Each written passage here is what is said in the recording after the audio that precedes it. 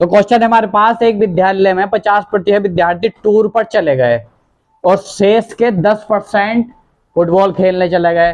अब विद्यालय में 180 विद्यार्थी बचे, तो विद्यालय में कुल विद्यार्थियों की संख्या क्या होगी?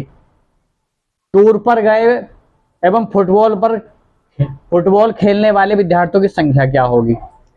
तो ठीक है, अब हमें ये नहीं पता कि टोटल विद्यार्थी कितने हैं, तो माना हमारे टोटल विद्यार्थी कितने हैं x, हमने टोटल विद्यार्थी x मान लिया, हमें पता नहीं कि टोटल कितना है।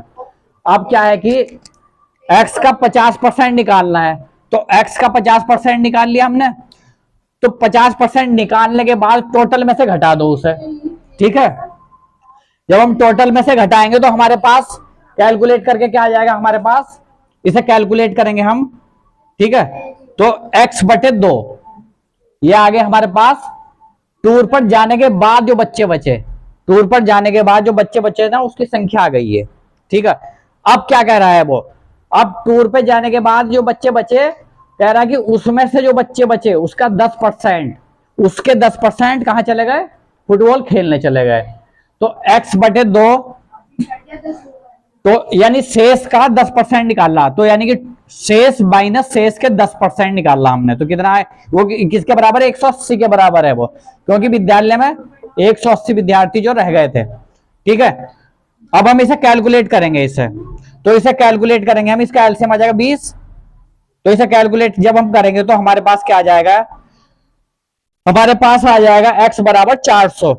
ठीक है, 9 से 9 दूनी 18, 200 आ गया, वो सॉरी 20 आ गया, 20 की 20 से गुणा करेंगे तो x बराबर क्या आ जाएगा? 400। यानी कि विद्यालय में कुल विद्यार्थियों की संख्या कितनी हो गई? 400। अब टूर पर कितने गए? टूर पर 400 का 50% निकाल लो, तो कितना होगा? यानी कि 400 का 50% कितना आ जाएगा? 200। वैसे भी हमें पता है 400 का 50% 200 ही होना है, तो 400 का 50% फिर भी हमने कैलकुलेट किया, 200 आ गया, है ना। तो टूर पर चले गए 200 बच्चे, तो बच्चे 200। अब बचे हुए का, अब बचे हुए का 10% कहां चले गए? फुटबॉल खेलने। तो 200 का 10% निकाल लो, तो 200 का 10% निकाल लेंगे, यानी कि 20 विद्यार्थी कहां चले गए हमारे? 20 विद्यार्थी चले गए फुटबॉल खेलने। तो ठीक है, 200 टूर पर चले गए, 20 बच्चे कहां चले गए? फुटबॉल खेलने। अब कितने बच्चे बचे? 180 बचे विद्यालय के अंदर। क्लियर हो गया?